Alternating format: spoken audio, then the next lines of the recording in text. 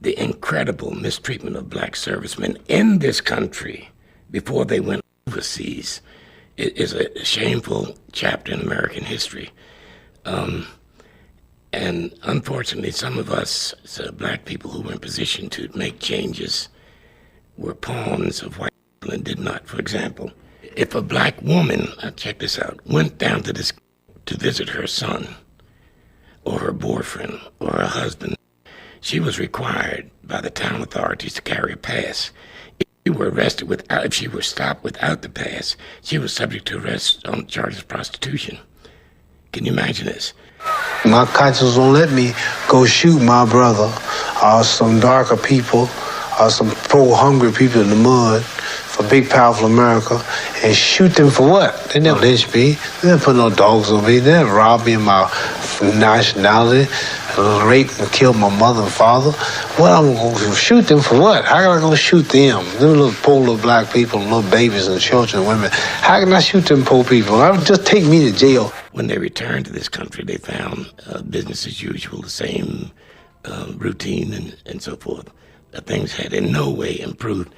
And it put this country in the ridiculous position of fighting fascism overseas and promoting fascism at home. You know, it was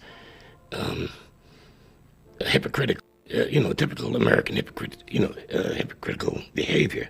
Listening to this poor man talk about the mistreatment that the black servicemen received really hit hard. You can see the pain in his eyes. You can hear it in his voice. The weight of living through a time when your own service and sacrifice didn't mean you would be treated like a human being. Muhammad Ali was right to oppose the draft because let us face the facts. We black people were not being treated like people, and yet they wanted our services.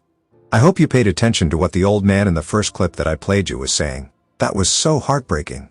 Imagine a black woman going to visit her son, her husband, or her boyfriend, and being forced to carry a pass as if she were some criminal. Imagine the humiliation of being stopped and accused of prostitution just for wanting to see your loved one. That was the reality they lived in. And then, after all of that, after giving their time and their energy and even risking their lives overseas, they came back to this country only to find that nothing had changed. It was business as usual. The same discrimination, the same disrespect. And this is what makes it so painful. America was fighting fascism abroad while practicing its own version of it right here at home. That old man called it hypocrisy, and he was right. Because how can you claim to stand for freedom, justice, and democracy when you deny those very things to your own citizens, to the very people who put their lives on the line for you? That's why when you listen to Muhammad Ali, when he said his conscience would not allow him to go fight some poor, hungry, darker-skinned people overseas, he understood that his fight was not with people on the other side of the world. His fight was right here against the oppression and injustice his people faced every single day.